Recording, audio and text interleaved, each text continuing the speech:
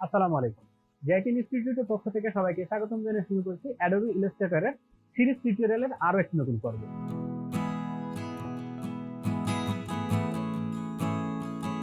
তো আজকের টিউটোরিয়ালে আমরা দেখব কিভাবে অ্যাডোবি ইলাস্ট্রেটরের নতুন আর্টবোর্ড নেওয়ার পরে যে ইন্টারফেসটা আছে, বিভিন্ন প্যানেলগুলো আছে, এই প্যানেলগুলো কিভাবে সেটিংস করতে হয়। তো চলুন শুরু করা যাক।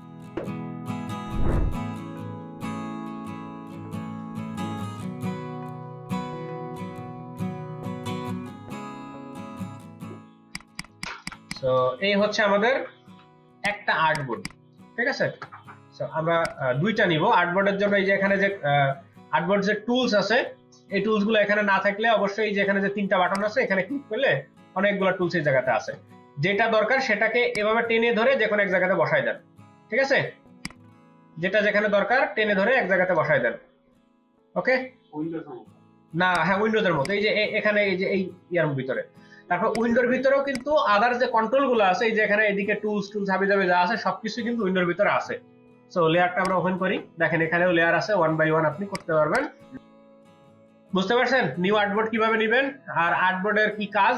সো এটা হচ্ছে আমরা ভিজিটিং কার্ডের সাইজে আর্টবোর্ড নিছি। এখানে উপরে আমাদের রুলার লাগবে। ভিউতে আসেন, ভিউতে আসার পরে রুলার ডিজাইন করার সময় রুলারটাকে অবশ্যই অন রাখবেন। আর এখানে হ্যাঁ কন্ট্রোলার, এখানেও কন্ট্রোলার, আর দিলে যাবে আর দিলে আসবে, কোনো সমস্যা নেই, একই জিনিস একই। তারপরে আরো যে জিনিসগুলো আছে সেটা হচ্ছে এখানে এই প্যানেলগুলো চাইলে আপনি আলাদা করে ফেলতে পারবেন এবং এইগুলা সবসময় থাকবে আপনার আর্টবোর্ডের ভিতরে। পুরো ওয়ার্ক স্পেস যেটা এই আর্টবোর্ডের ভিতরেই থাকবে। সো এখান থেকে আমাদের যে জরুরি যে টুলস গুলা যেগুলো আমাদের সবসময় কাজের জন্য লাগবে সেইগুলোর মধ্যে প্রথমত আছে কালার, ঠিক আছে। এগুলো দেখেন এলোমেলো ভাবে চলে আসবে, এখানে জাস্ট ক্লিক করবেন চলে আসবে। কালারের পরে লাগবে আমাদের গ্রেডিয়েন্ট। কি কি লাগবে এগুলা দরকার হলে লিখে রাখেন। ইমেজ ট্রেস, এগুলো তারপর আমরা সাজাবো আর্টবোর্ড। তারপরে লাগবে হচ্ছে পাথফাইন্ডার, নামগুলা মুখস্থ রাখেন। এরপরে লাগবে আমাদের টাইপের যে ক্যারেক্টার, কোনটা কি কাজে লাগে সেটা তো যেগুলো পরিচিত সেটা তো জানেন। অ্যালাইন, ভিডিও দেখে ঠিক করে নেবেন। কি মজা, জীবনে ব্যাকআপ ভিডিও যে কেন আসছিল। ওকে, দেন কন্ট্রোলে এখানে ক্লিক দিলে উপরে যে অপশন যে বার গুলো আসে এক এক টুলসের জন্য আলাদা আলাদা, সেইগুলো চলে আসবে এখানে। কন্ট্রোল অনেক সময় থাকে না, এই কন্ট্রোলটা দিয়ে নেবেন, কন্ট্রোল সিলেক্ট করলে চলে আসবে। তারপরে অ্যাপিয়ারেন্সটা লাগবে। সো দেখেন জিনিস যা যা লাগতেছে আমাদের সব নিয়ে আসতেছি, কিন্তু এখানে বড় একটা হিবিজিবি হজবরলা শুরু হয়ে গেছে। আর কি কি লাগে বলেন তো? আর অনেক কিছু আছে। না, এখানে ব্রাশের কোনো ইয়া নেই, জরুরত নেই। তারপরেও যদি সামনের উপর রাখতে চান রাখতে পারেন। বিরাসের খাওয়া দাওয়া নাই সেটা না, কিছু কিছু ব্রাশ প্রিসেট আছে যে জিনিসগুলো আপনার ডিজাইনকে খুব সহজ করে দেয়। ব্রাশ প্রিসেট পাওয়া যায়, যেমন একটা আপনি লাইন না আলাদা, ওগুলো ফটোশপের জন্য। এখানে একটা লাইন ড্রয়িং করলেন, এই ব্রাশের উপর ক্লিক দেন, লাইনটা দেখেন কত মজাদার হয়ে গেল। এটা হচ্ছে ইলাস্ট্রেটর ব্রাশের কাজ। এটা সিলেক্ট দেন, এই যে পুরো আর জিনিসটাই চেঞ্জ হয়ে যাবে। এগুলো হচ্ছে ফটোশপের ব্রাশ, এই সরি ইলাস্ট্রেটরের ব্রাশ। তো ব্রাশেরও কাজ আছে। আমাদের প্রয়োজনীয় যে টুলস গুলো আছে সেগুলো আমরা নিয়ে নিলাম এখান থেকে। এইবার এইগুলাকে সাজাইতে হবে।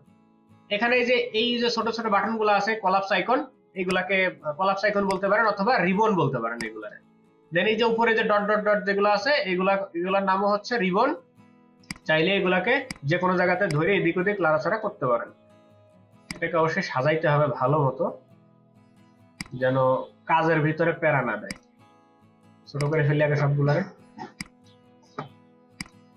এখানে ক্লিক দিয়ে ছোট, এখানে ক্লিক দিয়ে বড়, জায়গা কমে গেছে। ওকে, এবার এইগুলারে আমরা এই ডান সাইড দিয়ে এখান দিয়ে লাইন করে সাজাবো। প্রথমে মনে করেন যে কোনটা রাখবো, একদম উপরে আমরা এটা ইমেজ ট্রেস, এটাকে রাখি এখানে এই যে সাইডে, এখানে রাখলাম। এবার 1 বাই 1 প্রত্যেকটা জিনিসকে রেখে দেব এখানে। জাস্ট এই যে কলাপসের ভিতরে যে রিবনের আইকন, এটা ধরে ধরে এখানে এসে বসাই দিবেন।